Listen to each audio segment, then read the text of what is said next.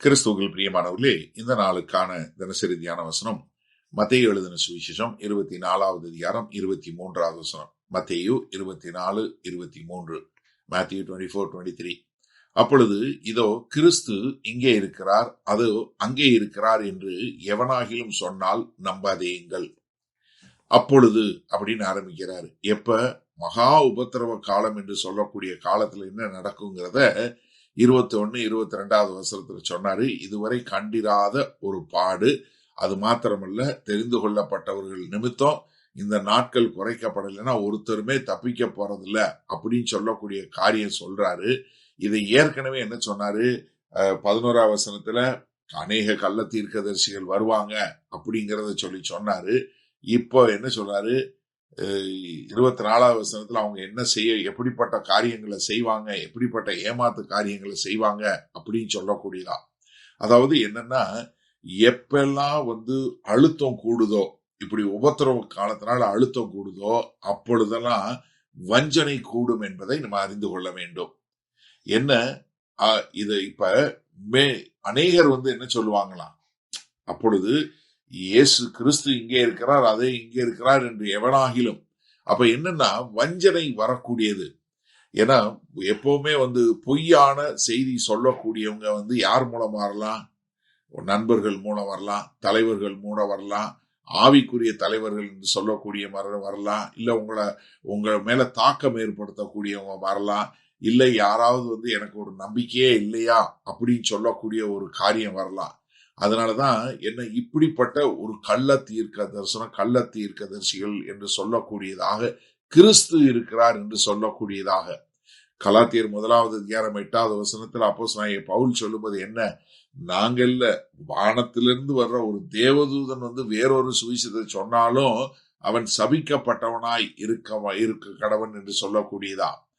அவங்க என்ன சொல்லுவாங்க? இதோ கிறிஸ்து இங்கே இருக்கிறார், அதோ அங்கே இருக்கிறார். எப்படி? கிறிஸ்துவோட எங்க இருக்கிறார்? அவருடைய இடத்தை சொல்லக்கூடியதாக. என்ன? அவர் எருசலேம்ல இருக்கிறாரு, அவர் இந்த மறைவான இடத்துல இருக்கிறாரு, அவர் அங்க போய் கொண்டு இருக்கிறாரு, அவர் இந்த கூட்டத்துக்குள்ள இருக்கிறாரு, இல்ல எனக்கு தனியா தரிசனமானாரு, என்கிட்ட இதை சொன்னாரு அப்படின்னு சொல்லக்கூடிய ஒரு காரியம்.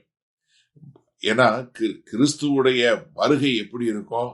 எல்லாருக்கும் தெரிஞ்சதா இருக்கும், மொத்த உலகத்துக்கு தெரிஞ்சதா இருக்கும், யாரும் அதுல தப்பே பண்ண முடியாது.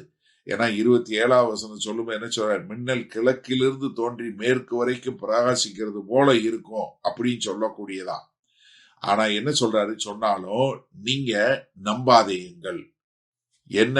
இப்படி பொய்யான கிறிஸ்துகள் சொல்லும் போது நீ என்ன பண்ணாத? கர்த்தர் என்ன சொல்லலைன்னா, அது உண்மையா இல்லையான்னு சோதித்து பாருன்னு சொல்லல, இல்ல நீ அதை யோசிச்சு பாருன்னு சொல்லல, இல்ல நீ கொஞ்சம் எச்சரிக்கையாருன்னு சொல்லல. மாறாக என்ன சொல்றாரு? நம்பாத. இது கட்டளைங்க. ஏன்? கர்த்தராகிய இயேசு கிறிஸ்து சொல்லக்கூடிய காரியம் என்னன்னா, இனி அநேக கள்ள கிறிஸ்துகள் அவங்க என்ன பண்ணுவாங்க?